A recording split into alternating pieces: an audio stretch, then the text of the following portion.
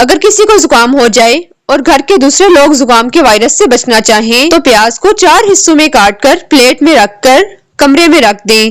اس کمرے میں بیٹھنے والوں کو زکام نہیں ہوگا۔ گلا خراب ہو تو شہد اور لیمو برابر مقدار میں مکس کر کے دن میں 3 سے 4 بار استعمال کریں۔ گلے کو آرام ملے گا، حتیٰ کہ ٹانسلز ہوں تو بھی آرام آ جاتا ہے۔ بلغم والی کھانسی کا علاج: گیہوں 1 پاؤ مٹی کی ہنڈیا میں جلائیں، اسی برتن میں تھوڑی سی ثابت ہلدی بھی براؤن کر لیں، دونوں ملا کر پاؤڈر بنا لیں۔ آدھا چمچ بڑوں کے لیے اور چوتھائی چمچ بچوں کے لیے صبح شام دودھ یا شہد کے ساتھ کھا لیں۔ خشک کھانسی کا علاج: روزانہ رات کو 10 یا 12 بادام لے لیں، ان کو پوٹلی میں باندھ کر 10 منٹ بھاپ میں دم دے دیں۔ جب اچھی طرح دم ہو جائے تو چھلکا اتار کر دوبارہ گرم پانی کی بھاپ میں لٹکا کر گرم کر لیں، پھر گرم گرم بادام کھائیں۔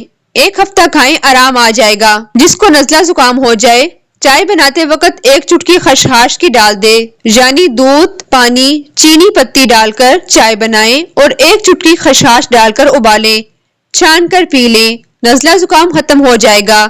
نہایت آزمودہ ہے۔ تھوڑی مقدار میں السی کے بیج 1 گلاس پانی میں ڈال کر اس وقت تک ابالیں جب تک یہ گاڑھا نہ ہو جائے، پھر اس کو چھان کر چند قطرے لیموں کا رس اور شہد ملا کر نوش فرمائیں۔ نزلہ زکام اور کھانسی سے نجات کے لیے لاجواب ٹوٹکا ہے۔ موسم سرما شروع ہو رہا ہے، اس دوران گلے کی تکلیف اور سوزش کا ہو جانا ایک عام سی بات ہے، لیکن اسے معمولی سمجھ کر نظر انداز نہیں کرنا چاہیے۔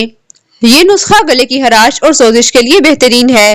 1 گلاس پانی میں 1 کھانے کا چمچ میتھی دانہ ڈال کر ابال لیں، نیم گرم ہونے پر اس سے دن میں 2 بار غرارے کریں۔ 2 دن کے استعمال سے ہی گلے کی خراش اور سوزش سے نجات مل جائے گی۔ خراب گلے کے لیے 1 کپ پانی میں 2 چٹکی اجوائن ڈالیں اور ابالیں۔